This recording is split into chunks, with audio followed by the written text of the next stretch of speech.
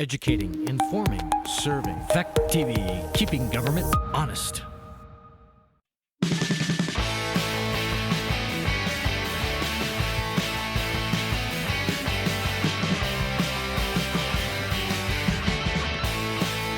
Application of future meeting? No, nothing right now.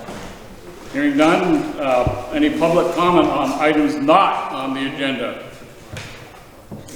Not hearing any, we'll move on to the agenda.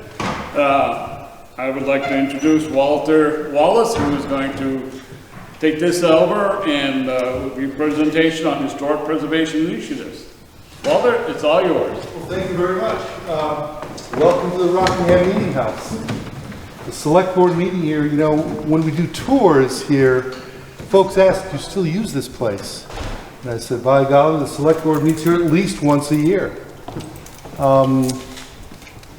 to decide important matters about historic preservation, maintaining and our awareness, our consciousness of who we are as a community. And I think it's really important that we do meet here once a year as a group to not only talk about some of the historic preservation activity that we have underway, and Dr. Lettman, I'll turn it over to him. He can talk about some of the more general activities that are underway right now.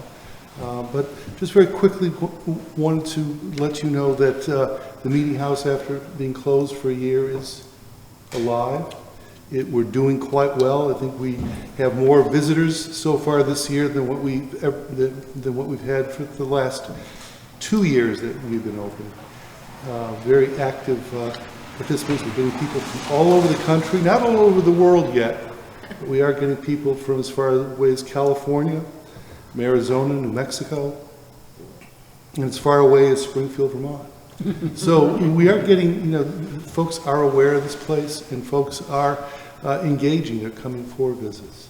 A couple of things that I do want to draw attention to, and it has to do with the maintenance of the building, because the town has been very generous, I think, over the years, and certainly in the last few years, creating a special fund for ongoing large-scale conservation efforts such as plastering, that, and also with maintenance budgets, that we are very actively keeping the place going. Last year, we may have been closed for visitors and for activities here, but we did undertake a couple of major projects. The plastering project, of course, was the major piece. This entire aisle, the walls, the ceiling, as well as both levels of the porches were worked on by Rory Brennan, a renowned antique plastering specialist. It was fascinating to see the work that he did, and the time-consuming effort that goes into meaningful plaster restoration. It'd be very easy. When I heard the story, I wasn't here when it happened, but when we were open here for people to come to do a site visit in anticipation of offering a bid, one person came in and they thought they were going to sheetrock the place. They said, "What?" And he said, you know, he just turned on his heels and walked away, thankfully.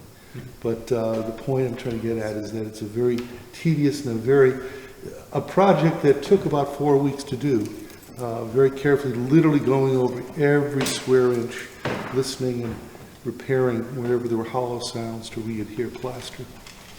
The other 3 projects included putting in a French drain in the back. I don't know, maybe afterwards, if you haven't already walked around, you'll notice that there's a large gravel drip line now in the back. In particular, we've had issues over the years with soft and soggy soil, which is not only a problem for the foundation, but also it's a place that really attracts and develops mold.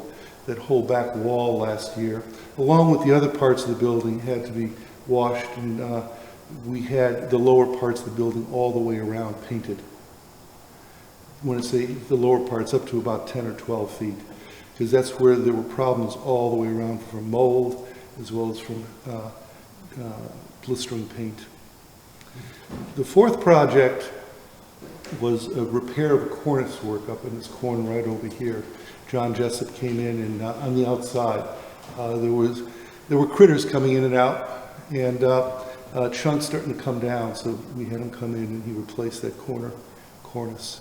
So those were the projects last year. This year, again, trying to be true to our maintenance plan. We have a cyclical maintenance plan originally proposed in 2005. One of my predecessors, my immediate predecessor, Sue Ring, in 2018, organized and put together a maintenance plan.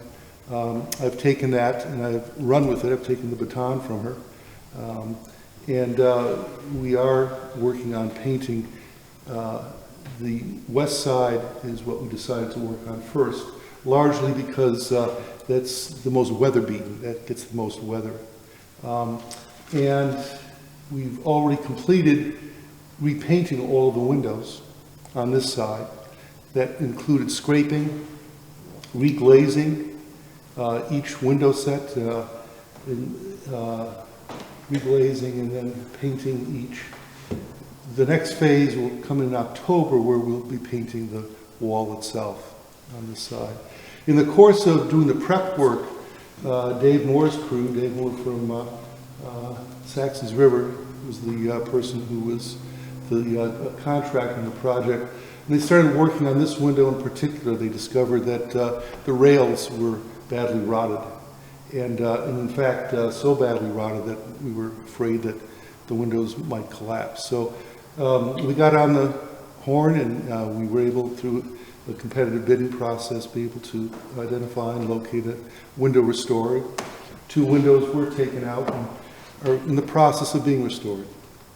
Those will hopefully be back in place by the end of August. In terms of other work, and I just want to give a call out to Susan Buck, who was here for the last 2 days.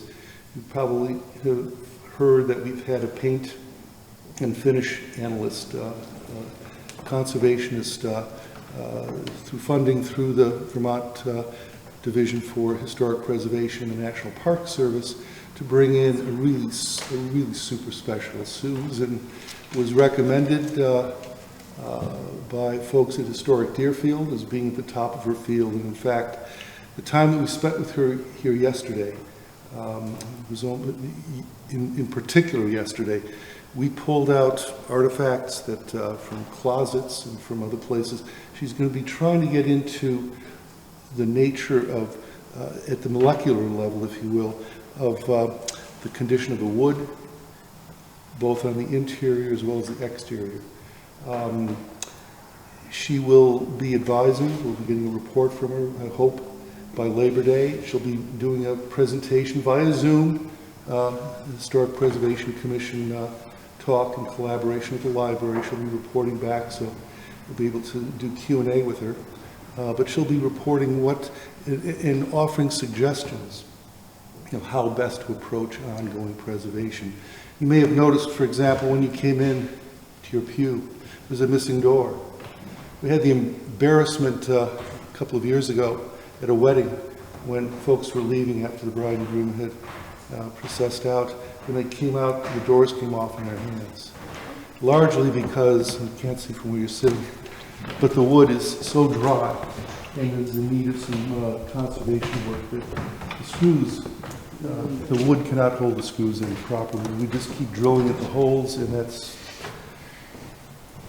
that can do more harm than it can. So we're trying to figure out the best way of how to protect and maintain the pews in particular, but also the other woodwork here. And that's, she's already come up with some ideas, including how to deal with some of the plaster work. If you go around, or as we go around, you'll notice that where plastering work was done there, the technique that was done was that they would literally go around, that is the plaster restorers, and they would check every square inch. When they heard a hollow sound, they knew that the plaster was falling away from the lath. They would then go back and drill small holes, put in a specialized cleaner, use a hypodermic needle, let that set for a few days, come back, put in a special adhesive to re-adhere the plaster to the lath. That was held in place with clamps. Each patched area took about a week to 10 days for them to complete. just given the drying times. And then they withdraw the screws, the clamps that were holding them together as the adhesive cured. And then they then fill the holes, but you'll see holes, minute holes. Rather than paint over all of the graffiti that we have some very rich graffiti here. We actually had a graffiti expert in here a few years ago. There's, believe it or not, an 18th, 19th century graffiti, an early American graffiti expert. And we have some very rich documentation of ministers from all over New England who came by here to sign off on this place. We don't want to paint those over, yet we want to try and blend some of the pair work. So Sue Buck has already recommended an approach that we can take on that. Before I just open it up for Q&A that you might have about the building itself, I do want to just do some shout outs for some folks, because it takes a village to keep this place going, certainly through funding that comes from the maintenance budget, from the annual meeting, but we also have some wonderful people in the community. And I want to begin by pointing out that we have an extraordinarily wonderful docenting staff. Barbara Woods, Rosemary Roth. They've been with us for a good number of years. We have a senior docent, so we worked it in. In more senior ways in than terms of, she's been on staff for close to 10 years. I don't know how long. Very, I appreciated your mentoring me as I came on as a docent staff here 3-4 years ago. Is it that long already? It's been that long. I also want to do a shout out for Charlie. Charlie Jarvis has been very helpful as a neighbor. He helped, one of the challenges that we have with doing maintenance here, with painting, for example, there's no water up there. How can we do our job? How can we water? They've got to schlep water up. So we were able to get, at no cost, a donation from Drew's Organics over in Chester, a large 275-gallon water tank. How do we get it here? Well, called up Charlie, schlepped it up here, put it in place. Charlie was very helpful Monday he came up here with a 35-foot ladder and some other ladders so Susan Buck could get up and take some of the samples for her project on the finish analysis. Thinking about water too, I do want to give a shout out to the Rockingham Volunteer Fire Department for coming up here and making sure that we had water in the tank. Also the folks down the road over here, the Stephen Douglas, the antique dealers, who regularly keep an eye on this place. They come by here every day walking their dog, keeping an eye. But they also keep an eye on helping us to interpret. And just the other day, they graciously donated what is a very real treasure. Lots of folks say, how do you keep warm here in the middle of January? Or how did they keep warm here in the middle of January? There are no stoves. There are no other ways of providing heat. We tell them, you bring in a box of hot stones, you'd have a cricket, put your feet up, put a blanket on. You're describing that. Well, now we can, thanks to Stephen Douglas, a wonderful contribution in circa 1800 lap robe, hand-spun wool, hand-loomed. Right over here, we have it on display along with the other heating systems.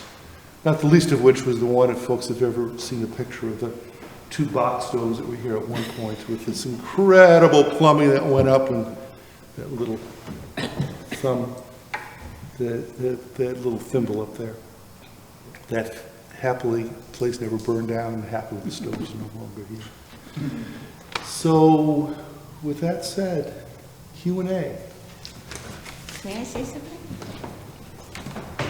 I will pass the baton to the...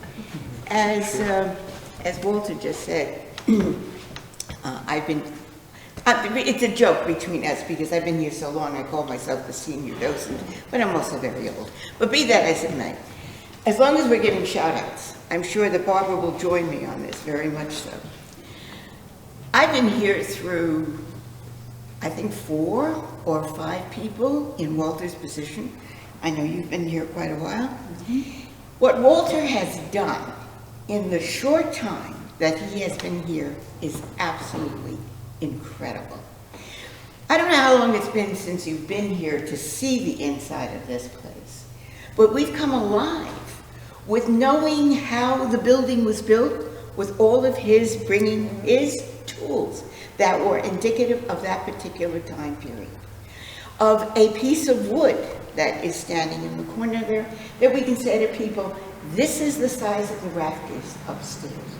Walter has made sure that all of those framed pieces of information, which go back, I believe, to the WPA being here during the Depression, when they found the original work plates, and they copied them, and Walter has seen to them that they have been reproduced, that we can show people this is what was happening. And the most amazing thing he has done was last week he literally crawled into a filthy, obnoxious, closed closet over there and found some memorabilia that goes back to 1797. One of them is a piece of wood that indicates to us, or to everyone, what the original paint was.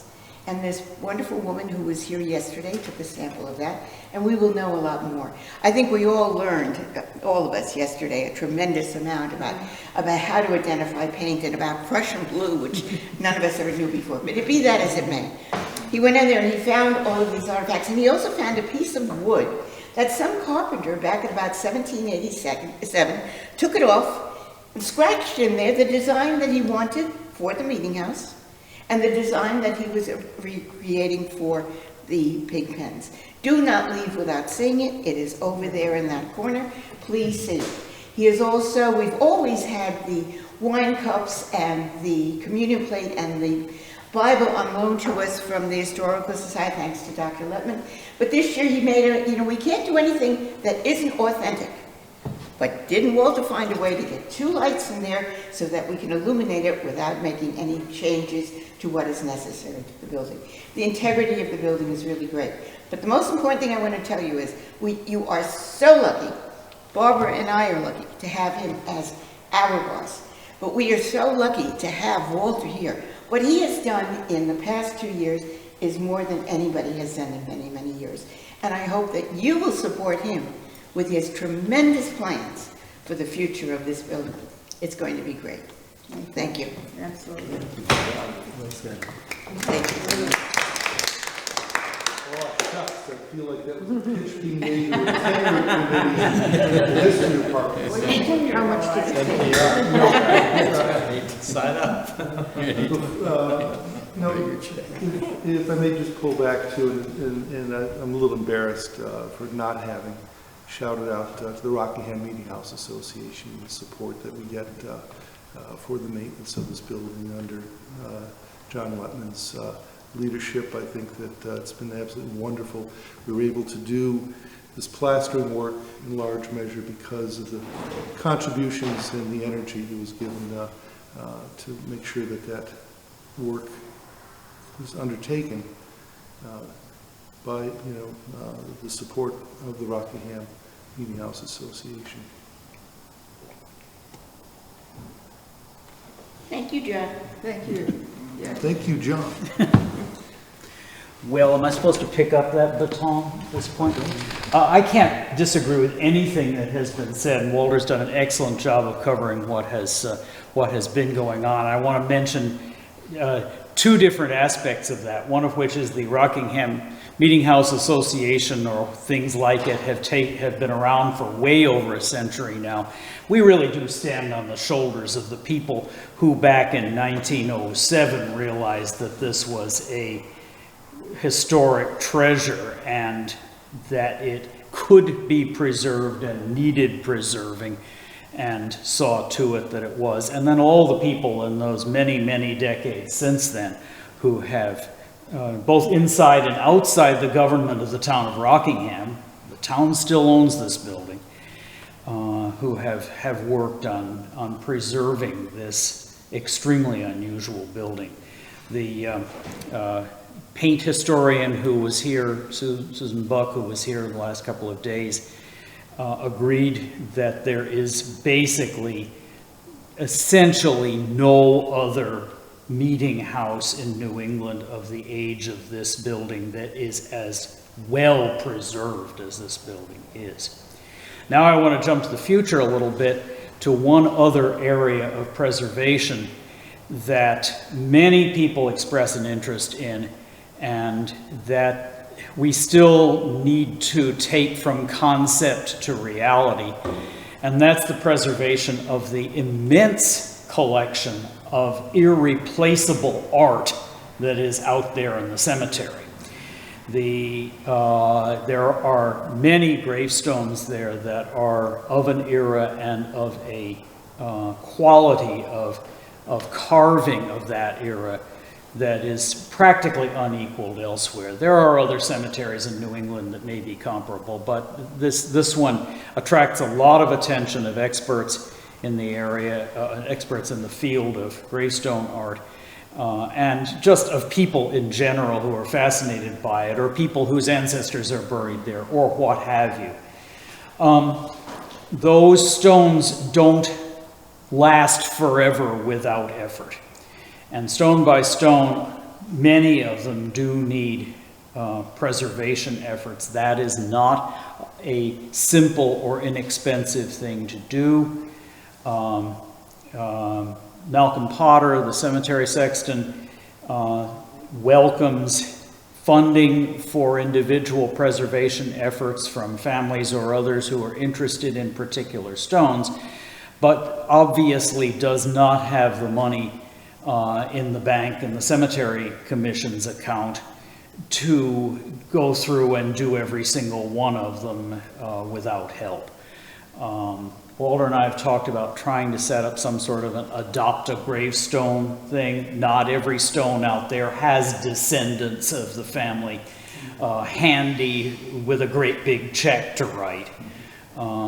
It's something that I'd like to see move ahead. It's a somewhat separate project, and I don't want it drawing away from the needs of this building, but the two projects, the two needs go hand in hand. People come up here to see both the inside and particularly the outside in that direction. I think that's as far as I'm going to go. Can I add one thing to that, John? About the cemetery, and Walter, please correct me. But I believe not only is everything that John said, but a lot of people don't know that the Rockingham Cemetery School of Art started here in our cemetery, correct? Yes. That was the Wright. Essentially family. so, yes. W-R-I-T-H-T. He was the gentleman that started creating stones. Many of them, I believe, are still out there. I believe his base was used with a compass on designing stones. But that's famous. People all over that are really interested in old cemetery art really should know about our cemetery. And happily they do, because scholars have spent time. There's one scholar, Bill Hosley, who many years ago declared, and I think there's some consensus within the scholarly world, that this is the last gasp, if you will, of the old Puritan style art form of gravestones. 1790s, early 1800s. By the War of 1812,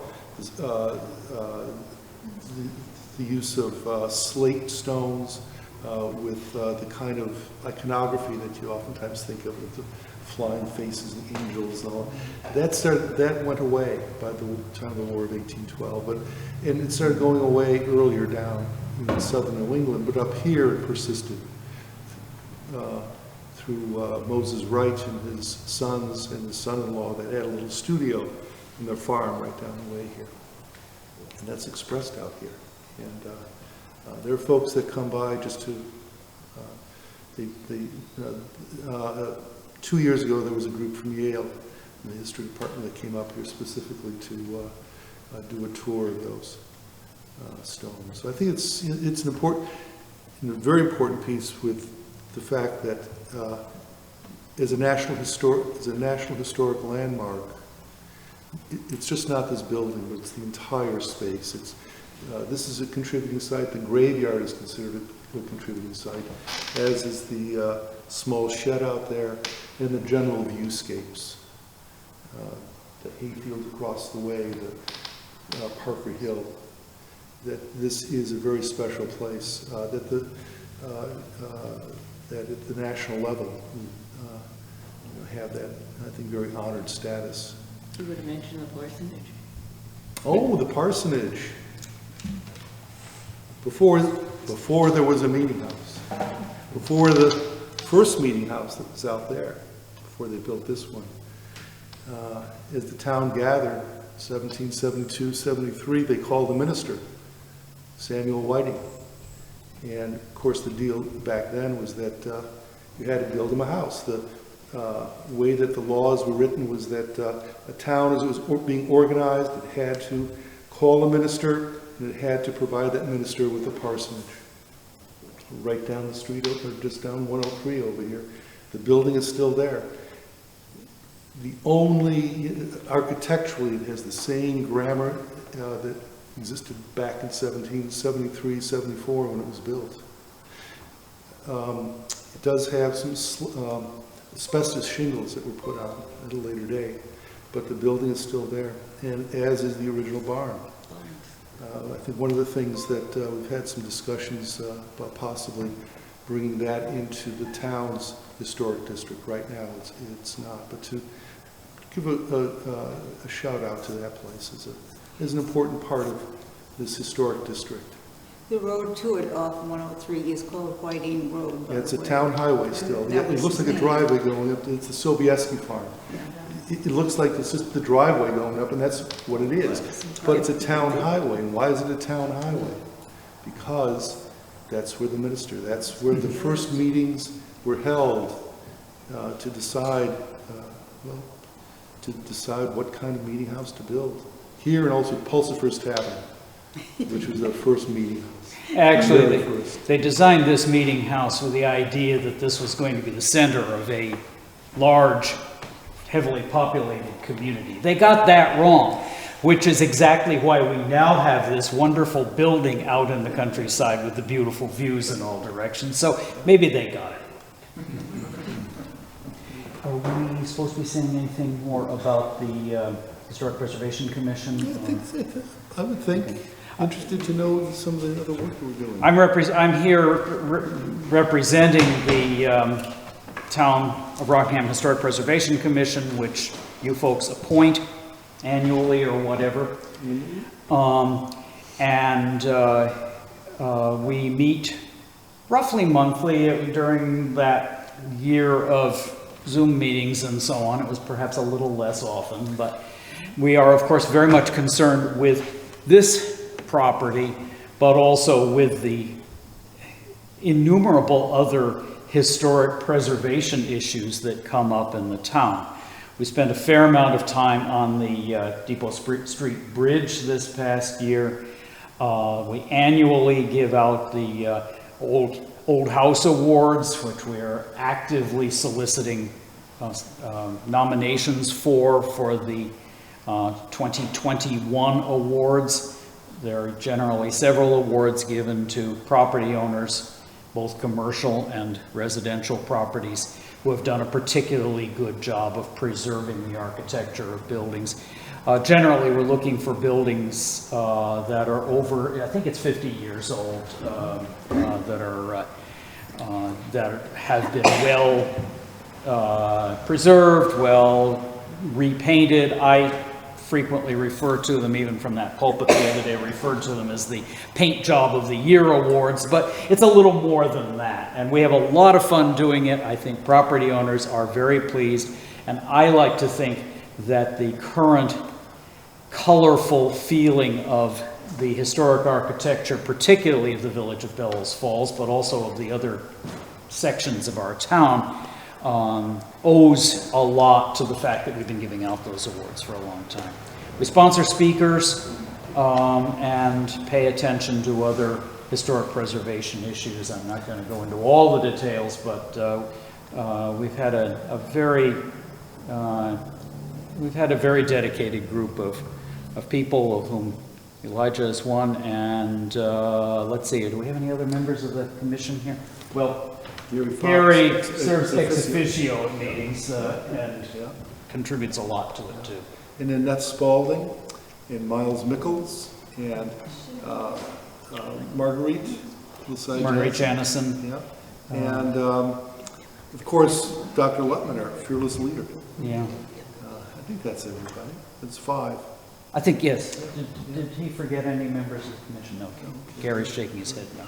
Yeah. Something that is just getting on our radar screen for the commission too is the Adams Grist Mill. It's been on again, off again, something, and there's some renewed energy. There was we're at a point right now where with the Bells Falls Historical Society, they're at a very important inflection point to preserve the mill for the future, and has just gotten some has just received a gift that will help support that. And we are working actively. Just earlier this week, the Historic Preservation folks up in Montpelier announced their 2022 Historic Preservation Grant Program, and we'll be working with the Historical Society to put together a proposal to enhance the gift with further funding, especially to work on the roof. The roofs are always an issue in this part of the world. And also to deal with the fact that it was built right in the middle of a canal, and you got to manage the water one way or the other, if the canal is there or not. Anyway. Okay, any other further questions for Walter or Lutman, Dr. Lutman? I read somewhere that the original color was not white, the exterior. That's correct. You want me to tackle that one? Why don't you? Well, I had this conversation yesterday with our nationally known historic paint specialist. That is the conclusion, and she is going to be able to present us with really almost molecular evidence of that. But we had known for some time that probably prior to the 1907 restoration of the building, it had been painted the kind of red that you associate with old barns. That was a pigment and a paint that could be made locally. The pigment was available from local minerals, whereas white paint basically had to be imported, usually from England, at some considerable cost. The idea that we have that colonial meeting houses were all painted beautiful, brilliant white is really a product of sort of the cultural feelings of the early 20th century, the colonial revival period. And that's when a lot of these old New England churches, meeting houses were painted white. And it's fairly evident that up until, we unfortunately have no color pictures of it. No artist came out here and did a nice color painting of the building before 1907. We have some other black and white pictures which don't really tell us very much, but we think it was kind of a barn red, and that the trim around the windows was kind of a sick looking yellow ochre color. And I asked her about this when I talked to her yesterday, and she more or less reaffirmed that she'll have a lot more to say in her. From time to time, since we first learned this, somebody has come up with a bright idea that we should repaint it in its original color. Keep in mind that for way over a century it has been white. People have thought of it as a white building. It has earned its white color. Whiteness. I think that one of the things that Susan Buck brought out yesterday in conversation is that a building that has been around as long as this place has. At one point, the pews were painted. Are we going to paint the pews? I hope not. Certainly not. But over the years, the building has had its own life. It's had different colors. It's had different purposes. the white phase is the current phase, and that's what it should remain, I think. But I can just see the debate, you know, late into the night at a town meeting, 2 o'clock in the morning. No, it should be red. No, it should be white. We'll see what happens. Thank you. Did you want to mention about the basic need for getting that corner that needs the repair? What's that? Well, you said something about what they did. Yeah. No, the cornice work Yeah, the was cornice done work. last year, yeah. I brought that out. That was when John went up there. He was pulling out elements of just not bats and birds, but other critters, pieces of squirrel and stuff that were getting up there. So it's an important piece to get fixed. There's also water coming in. We've had issues on this side, again, because it's the west side, it gets the heat, as the sun is setting, it's the hottest part of the day as the sun sets. The rain, at one point, I guess a hurricane back in 1938 did a real number on the frame up in that thing. It's been repaired, but you can still see there's some staining up there, up on the plaster. But this side in particular, I think we're very concerned about. Keeping an eye, we try to keep a close eye on that. And if you sit here, you know, and you want to meditate, and it's a wonderful place just to come and sit and meditate. There's something very magical about this place. But every so often, I hear response from the building, either a creaking or a moving or something that says to me, somebody's still around watching this building. Yeah, I had a question. So we do have this, you said this maintenance, long-term maintenance plan. The current funding that the select board is putting in to the meeting house, is that sufficient? Is it something we need to look at again in the next budget cycle? Well, it's a very good question. If I may begin with just the point that it's very challenging to find people with the skills to do the work. The folks that are doing the window restoration, the local craftspeople all over Vermont, the northern part of New England, people are flat out for the next 2 years. We have a great restoration operation from Buffalo, New York, that regularly works in New England, all over the Northeast. But to give you an idea, we have a challenge getting people. And some of it has to do, frankly, with money. I've talked with painters and said, what would it take to paint this meeting house at one fell swoop? And they're talking about $75,000. What we're doing with this, the approach that I'm taking is I'm trying to be very careful. The windows, for example, were contracted out and that work began with monies left over from last fiscal year, so that we have, with the new fiscal year, we can now afford painting the side, and I'll be getting in that kind of a cycle. But if there's a real problem, if windows start popping out, and I guess that's a problem that has happened in the past. I've heard the oral traditions of this building. They're expensive to have to deal with. They're beautiful windows. And most of the sashes have been restored. In many cases, they're replacement. They are not the original. The glass, often, much of the glass is. But that's something that I'd be happy to pursue in a little more detail as we get to a budgeting point, just to give you an idea. But you know, I put out, I go to the shopper or newspaper record, make sure that we have a call out there. I do direct mailings, requesting bids for doing projects, and frankly, I get very few responses, if any. That barn needs some TLC, and it was identified in an engineering report in 2018. The doors in particular, they're starting to fall off, and I can't find a contractor to come in and do some of that work. And our hearse is in there, which we Oh, yes. really have to, protect.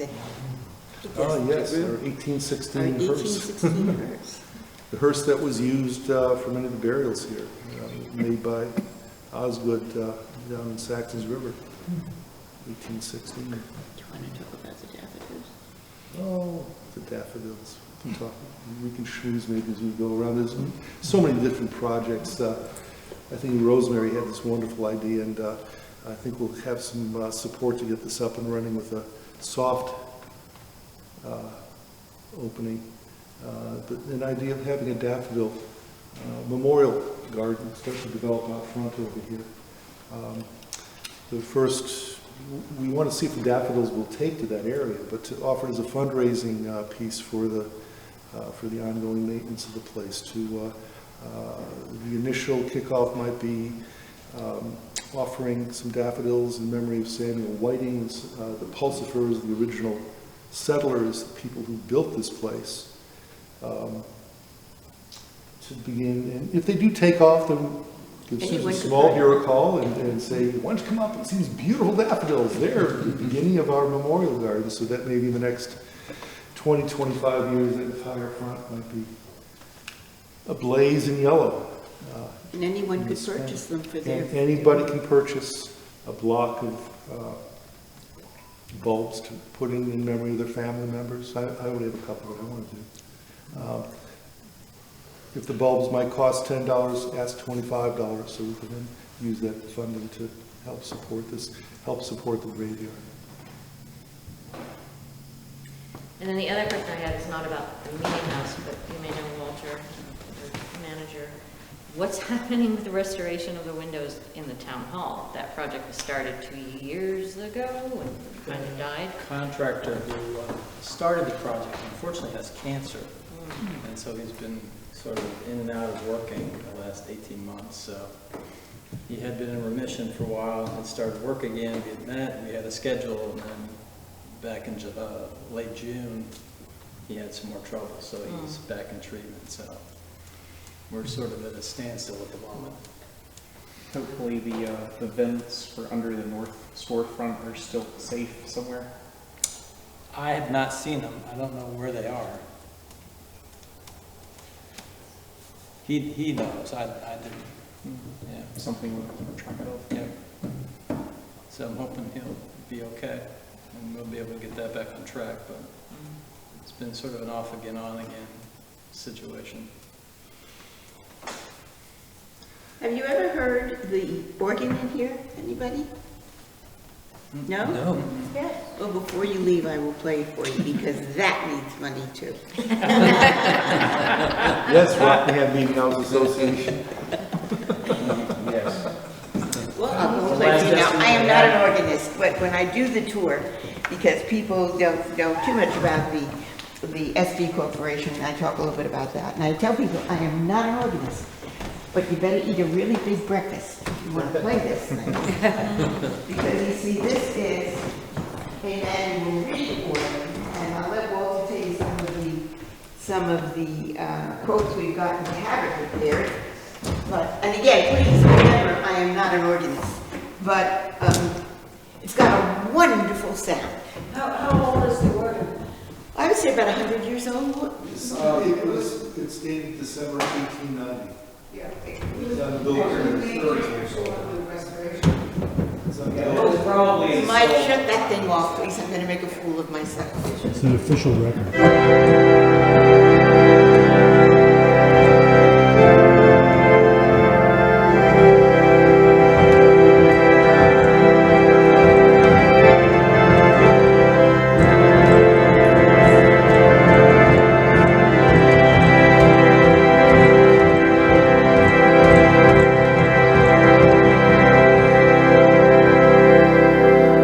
And you notice when I stop pumping, you don't have the sound. But I wanted you to hear how it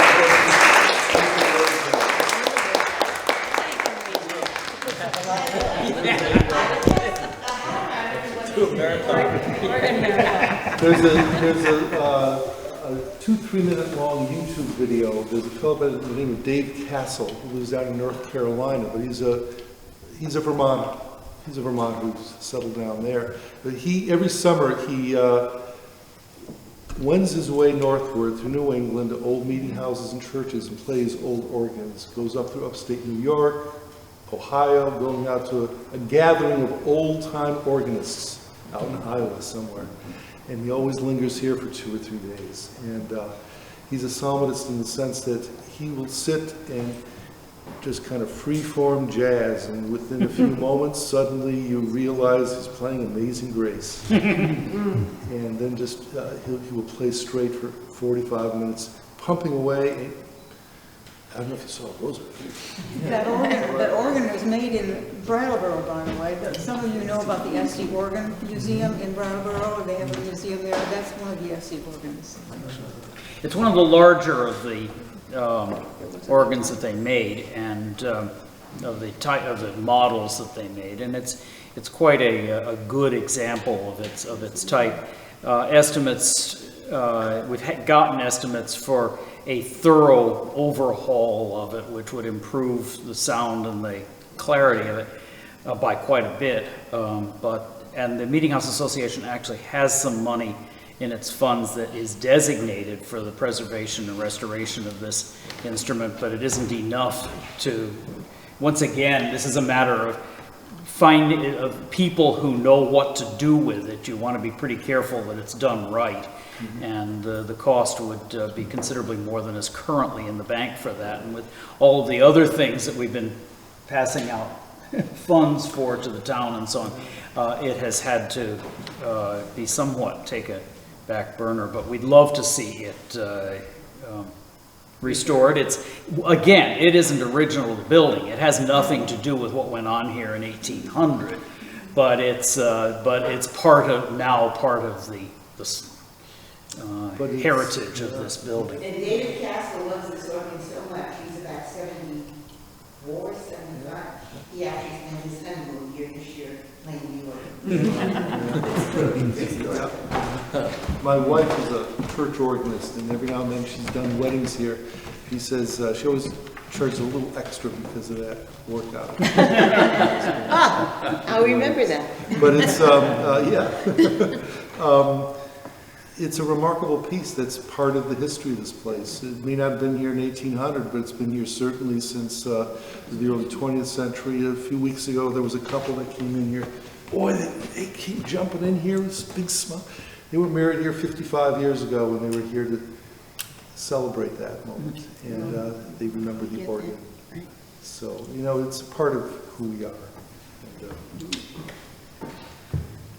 any other questions for Yeah, Walter? I just want to make a comment, kind of leading out what you just said, Walter. I think it's really fitting that we're meeting here tonight. I think it's very symbolic. The people of Rockingham have always made very clear that the continued preservation of this building is a priority for them. I feel, and I think many feel, that this building is really the spiritual home of the people of Rockingham.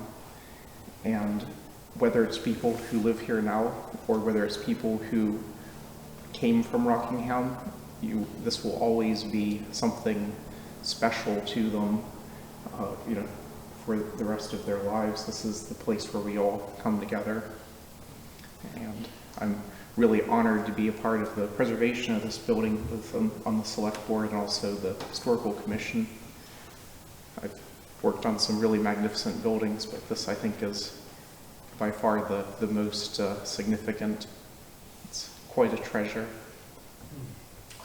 I think I can add a little anecdote to that. Several years ago, I was speaking here to a bus tour group that was coming by here along with whatever else they were going to do. And they were from all over the place, and they were gathered here in the pews, and I was up in the pulpit, of course. And I explained that the building is a meeting house that was used for religious services, but also for civic purposes, and belonged to the town.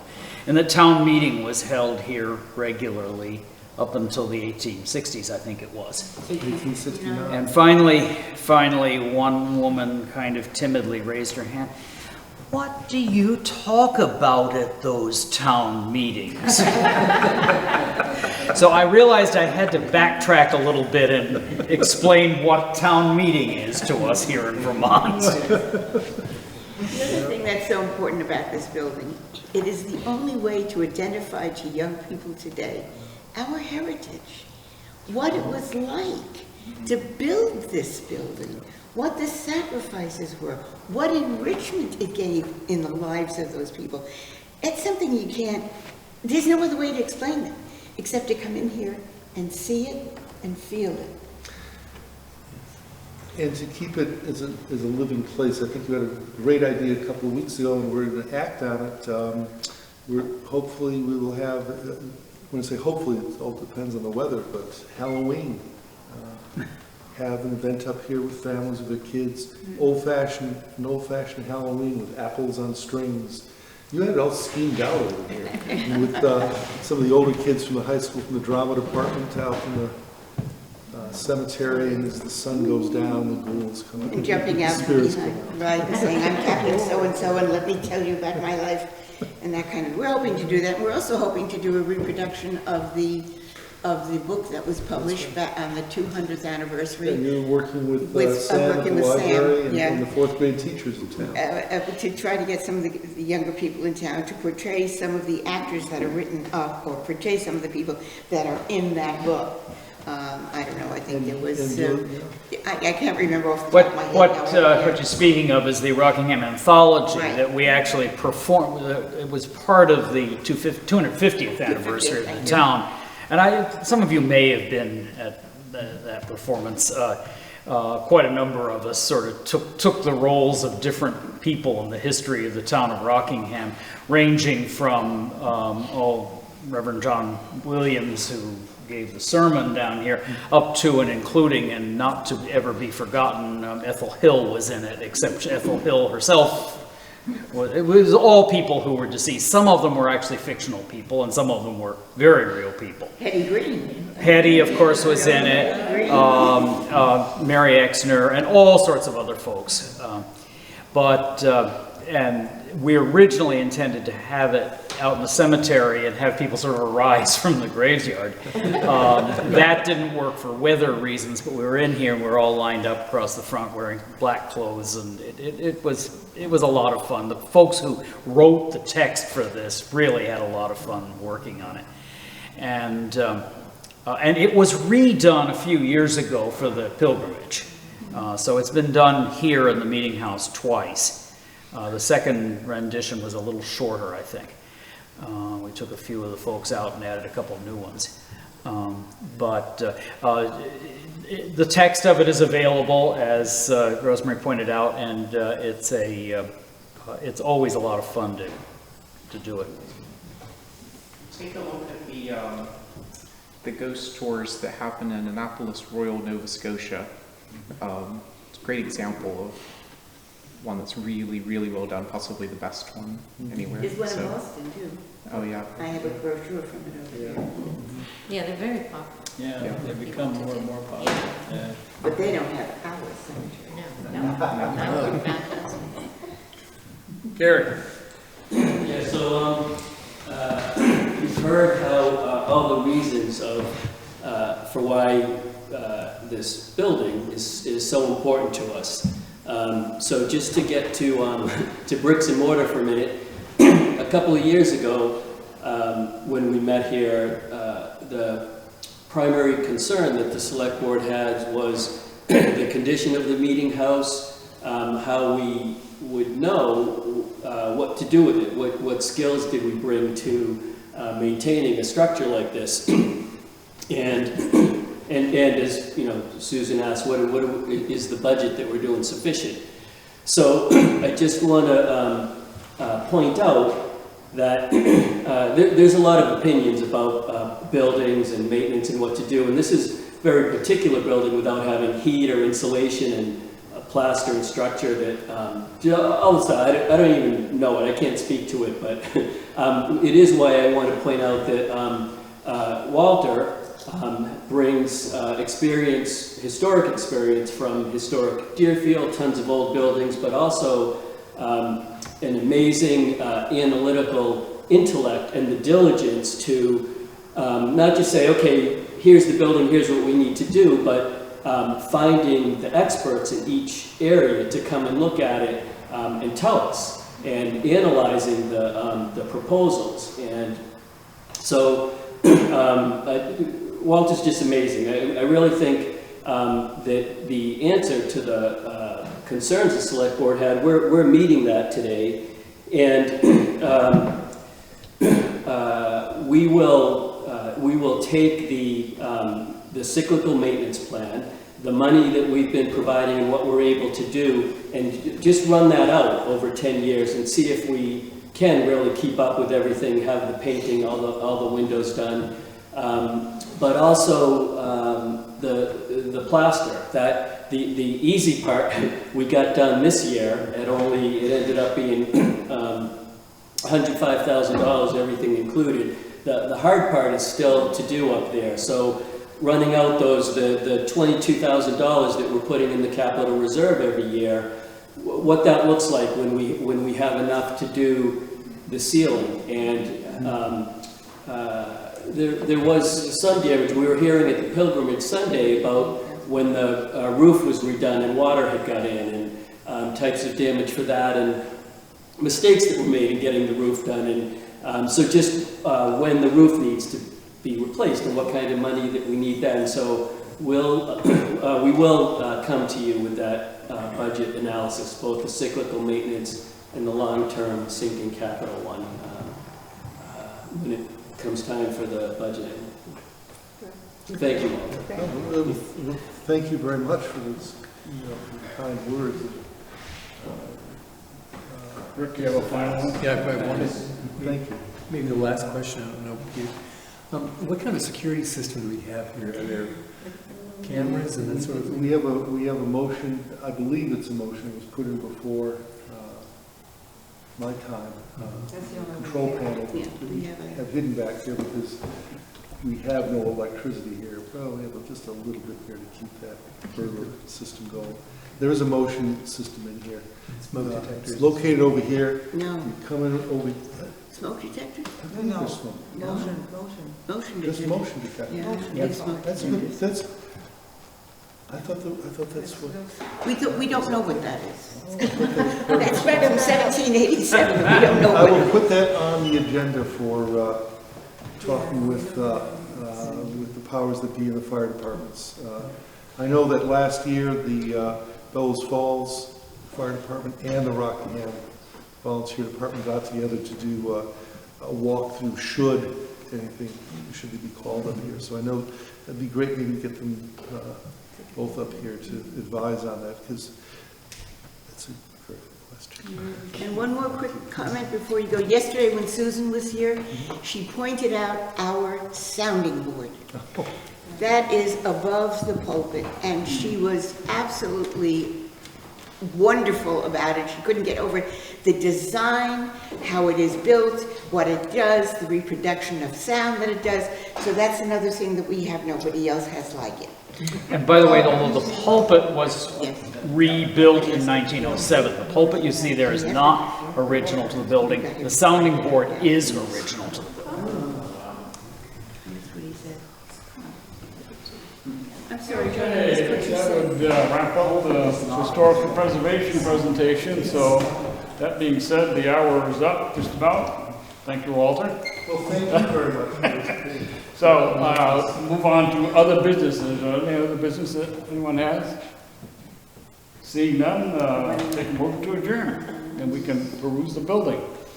So moved. Is there a second? Outstanding. All those in favor would say aye. I don't know.